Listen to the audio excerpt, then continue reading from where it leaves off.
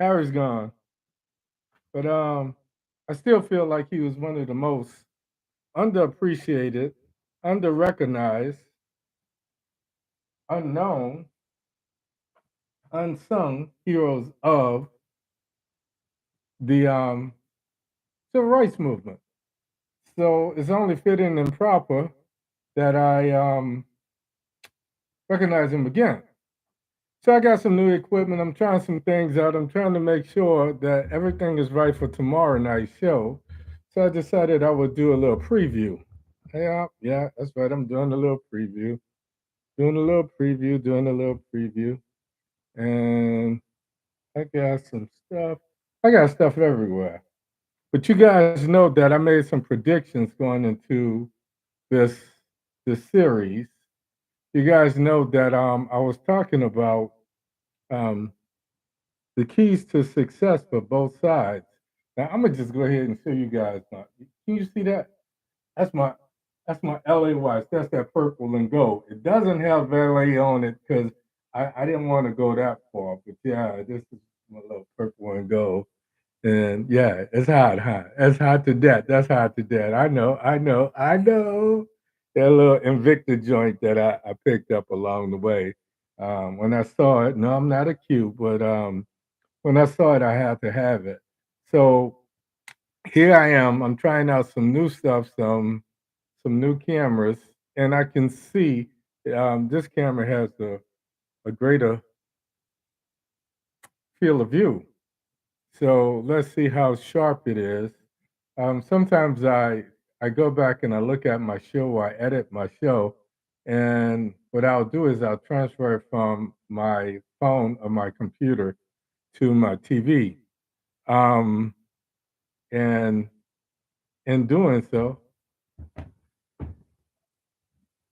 in doing so, I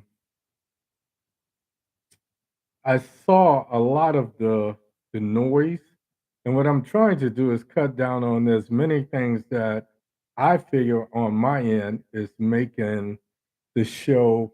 My cameras act up, the buffering and things like that. So I'm doing my part, and then I've been kind of talking to YouTube, and I need to take some of their classes to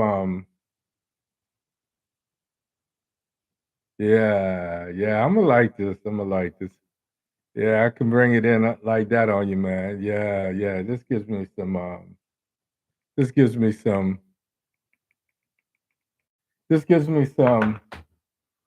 a little bit more control and a little less to worry about while I'm doing the show. So I decided I was gonna do this afternoon show, and I call it Dark Kent, because you know that's your man.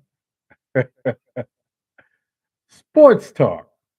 So what I'm gonna do is I told you guys I'm not new to this. I'm true to this. I've been a LA fan since before Magic, back in the days of Orlando Woodridge and what's his name, um, Norm Nixon, Debbie Allen's old husband, and what have you. So when they picked up Magic, that just kind of sealed the deal. So here I am. I'm a little bit confused. You know, I'm kind of callied out. I got my Lakers, and I got my Golden State, and I usually would have on my Golden State shorts as well, but I'm not going that far with it. Just in case I decide to wear the same shit tomorrow night for my show. And if I do, I want nobody to say, you had that on yesterday. No, but all jokes aside, people, this is this is good for me. I'm sure the what they name the NBA. I call them the National Business Association. It's not about basketball. It's about making money. So I gave them a new nickname. They've been eating it up because this gives them, believe it or not, this is almost like giving them two championship games. This Western semi game is like a championship within itself. So I was kind of thinking about it, and I told you that the key to the game for the Lakers was not LeBron, but Anthony Davis. And then if you watched the game last night, you saw exactly what I was talking about. Anthony Davis went off, you understand, he did his thing, and like I say, they gotta put some bodies on him. They gotta kind of harass him. Like I say, it's gonna take what's his name? D Raymond or Dark Raymond or Draymond. Draymond. Draymond. It's an inside joke between me and my son. He said, "Yeah, Dad, D Raymond." I was like, "No, it's Dark Raymond." His mama knew that he was going to be charcoal. But anyway, black is beautiful. So right on, my brother Draymond. Draymond is going to have to channel some Dennis Rodman and harass and beat and put some bodies on, um, what's his name? Anthony. Anthony Davis, a unibrow, as I affectionately call my brother. Um, he abandoned the New Orleans Pelicans. And I'm not going to even go into it, but I really could never get behind the Pelicans because the true purple and gold was in the Superdome back in the day. You know, the only other team that I supported was the New Orleans Jazz when they had Pistol Pete and those guys. So, and the games were so cheap back then. Go figure. That's probably why they sold it to Utah. But I didn't mind them selling the team to Utah. What I wanted is for them to keep our name and our colors. Purple, green, and gold is as New Orleans as king cake and beignets.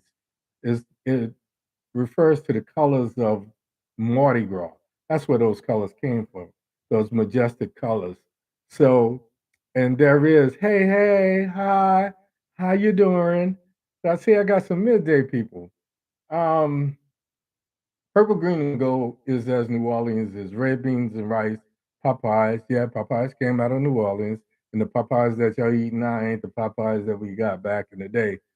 Two pieces of chicken with red beans and rice for 99 cents. So I'm gonna try not to go off on a tangent, but jazz was the combination of not only the New Orleans Jazz, but the Mardi Gras colors, and they came together to make this team. So when they stole this team and moved it to Utah, there was no way that I could back them. You know, Carl Malone was a homeboy, but he whined too much for me. Um, the Jazz was good when they were in New Orleans. There could never be jazz in Utah. You know, BYU or Brigham Young just wouldn't stand for it. So when they got the Pelicans, they had a chance to get the name back and they didn't do it. So I couldn't support the Pelicans either. You will never see me with any Pelicans gear on. It is what it is. Um, so Unibrow left the Pelicans because LeBron has this way of playing general manager and recruiting people to help him win a championship.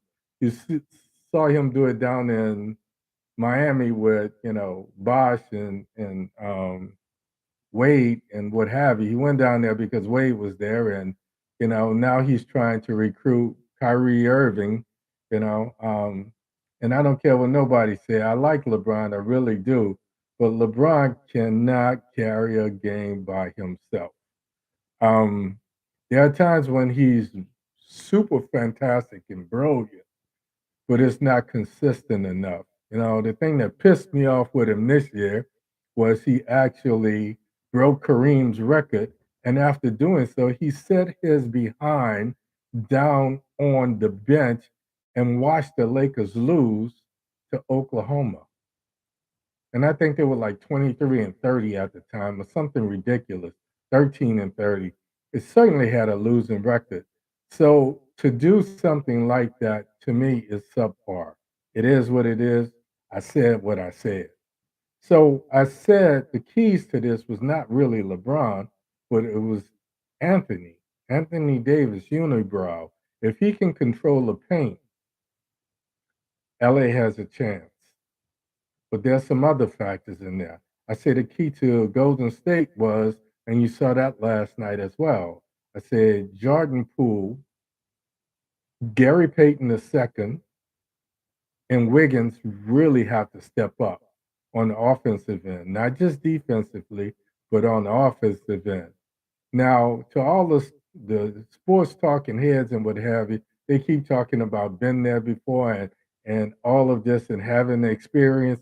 If that were the case, if that were the case, then Clay Thompson should have really got off because every ring he and Draymond, Doc Raymond, are the only two that have been in Golden State the entire time with Steph Curry.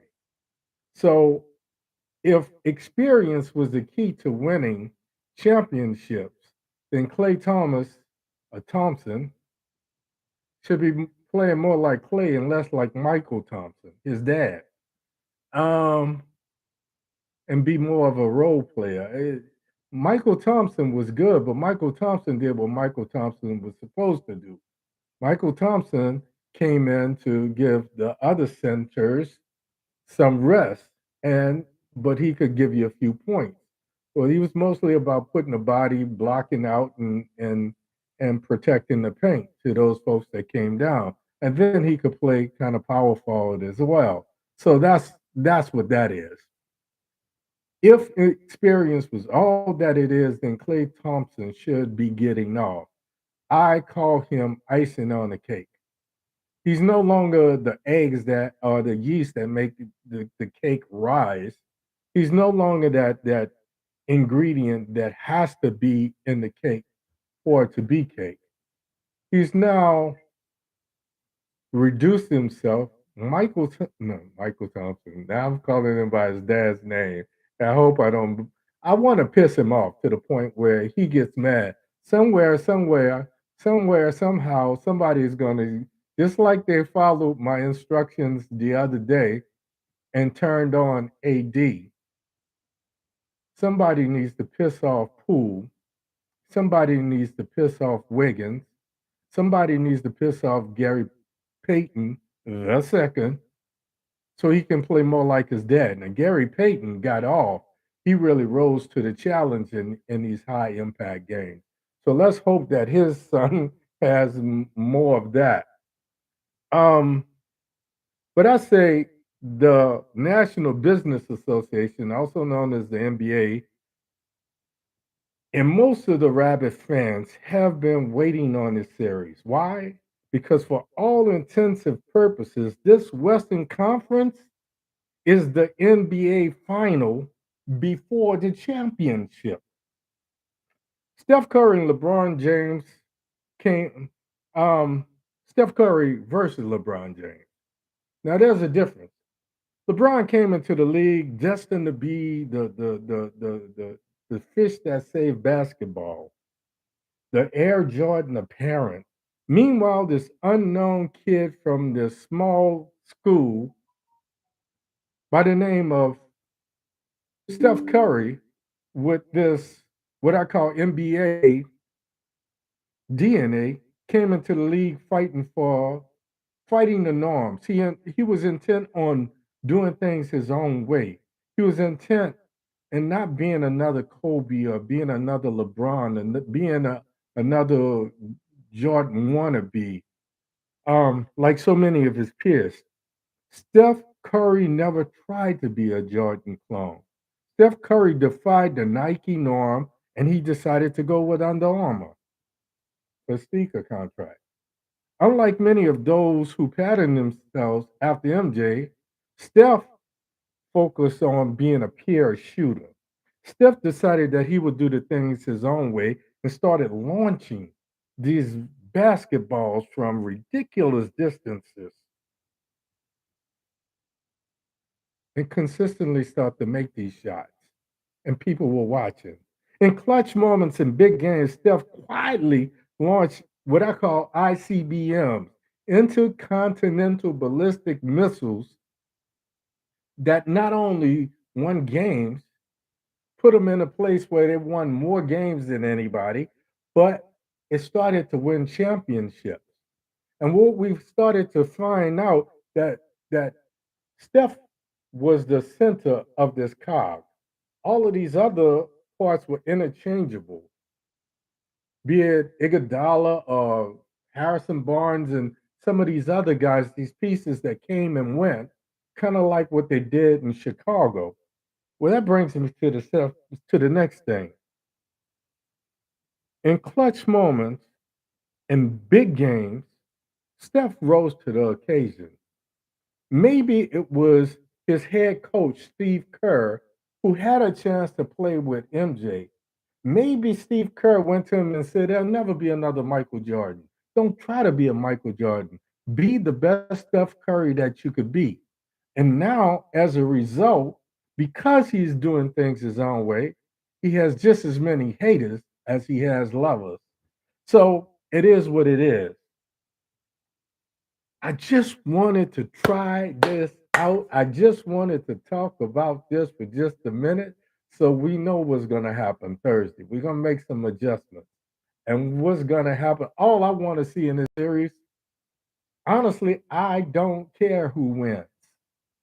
On one hand, I pull for the underdog. And to believe that Steph Curry is an underdog, mm, most people don't believe that. But when LeBron plays against Steph, I don't like that LeBron. I don't like the bullying. I don't like a big man standing over a little man and picking on him. I don't like that. And if you're a LeBron fan, I don't care. It is what it is.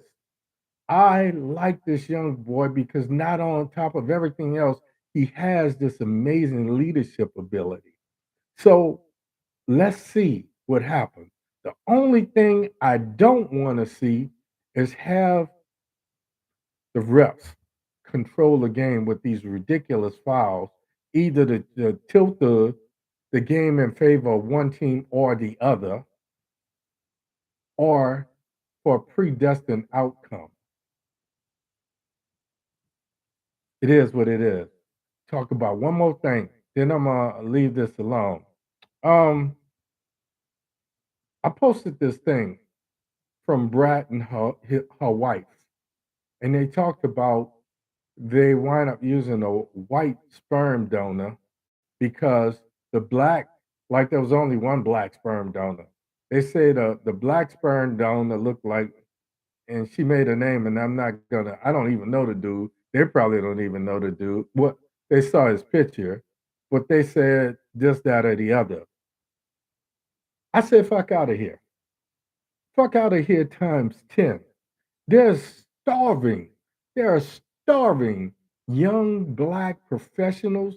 There are starving young black grad students, law students, med students who would be fabulous sperm donors. So I just find it hard to believe that some of these kids that are both academically and athletically inclined are not being included in the pool. Maybe the powers to be have systematically tilted the scales. So I'm going to call it systemic racism.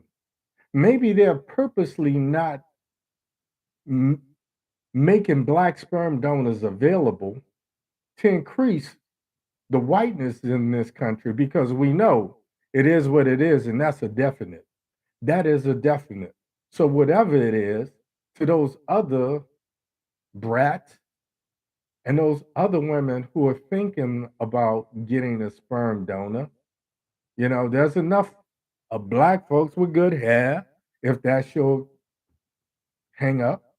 There's enough black folks with red bone and fair skin where you don't have to go right. Maybe you don't like what you see when you look in the mirror. My kids are black as the night and then white as the sun. And it's because in my family, there's some recessive genes, and we don't know what's going to come out when we start mixing the Kool-Aid. So it is what it is. Two things we don't do in my house. We don't play the color game.